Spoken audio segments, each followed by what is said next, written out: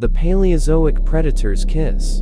Imagine this. You're a trilobite, cruising the ancient seabed, minding your own segmented business. Suddenly, a shadow falls. It's Anomalocaris, the nightmare shrimp from the Cambrian Explosion, a creature so bizarre it makes a praying mantis look like a cuddly kitten. This isn't your average crustacean. We're talking a foot long, segmented behemoth with a circular mouth lined with spiny plates, a pair of grasping appendages like terrifyingly efficient claws, and eyes that would make a serial killer envious.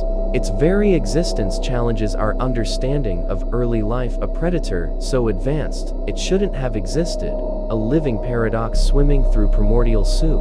It's a cosmic joke, a cruel testament to early life's chaotic experimentation, a trial run for horror that somehow succeeded. The most disturbing part, fossil evidence suggests that Anomalocaris wasn't just a hunter, it was a master predator. Those articulated appendages weren't for show. They were perfectly designed to capture and dismember its prey. Picture its razor-sharp claws slicing through the trilobite's exoskeleton, the creature's segmented body contorting in a silent scream as it's dragged into the abyssal darkness. The Paleozoic was a brutal place. Anomalocaris was its grim reaper, and you, my friend, wouldn't have stood a chance.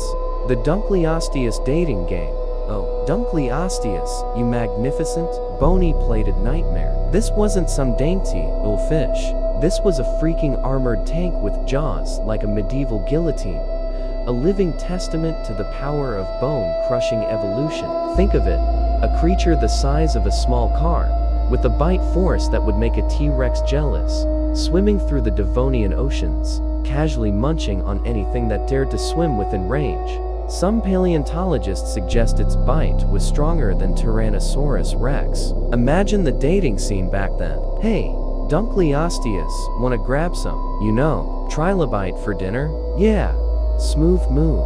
The sheer absurdity of it all is breathtaking. This wasn't just a predator, it was a walking, swimming, bone-crushing monument to overkill. Nature apparently had a few too many spare parts lying around and decided to assemble them into a self-propelled death machine. And just for kicks, it gave it a ridiculously powerful bite. Because why not? Seriously.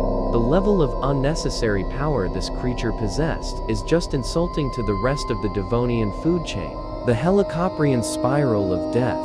Now, let's talk about Helicoprion, the ancient shark with a circular saw for a jaw. Seriously?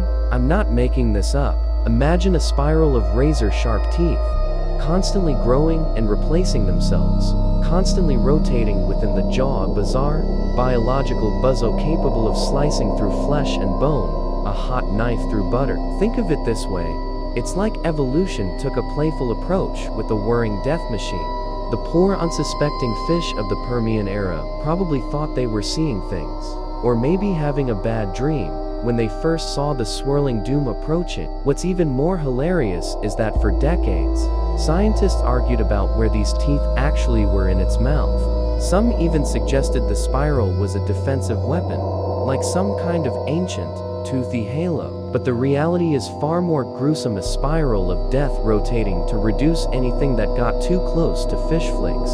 Nature's most efficient food processor, the Helicoprion, was the original death metal shark. Meganeura, the giant killer dragonfly. Are you ready for some giant, prehistoric killing machines? Because I'm about to unleash the chaos. We're talking Meganeura, a dragonfly with a wingspan of over 2 feet. 2 feet, that's bigger than some birds. This wasn't your average, delicate damselfly. This was a Carboniferous predator, a flying terror that ruled the skies with its sheer size and terrifying mandibles. Think about the sheer air displacement of that thing.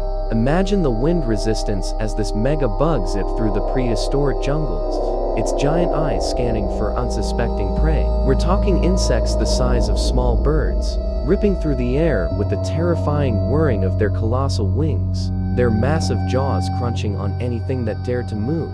And the neurology, the processing power for those gigantic eyes and powerful mandibles. It's a wonder that evolution even attempted this level of aerial predation. It's a testament to the sheer bizarre possibilities within life's design, a flying, chitinous killing machine.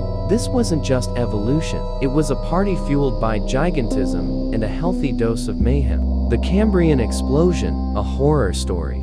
Forget the Big Bang. The Cambrian Explosion is where the real chaos began. In a relatively short geological time frame, life went from simple, single-celled organisms to a bewildering array of complex creatures, many of which were utterly bizarre and terrifying. It was a period of unprecedented evolutionary experimentation, a time when nature was actively trying out every weird, wild, and wildly horrifying idea it could conjure. It was like evolution went on a week-long bender in a laboratory full of alien DNA, and the results are, well, they are disturbing.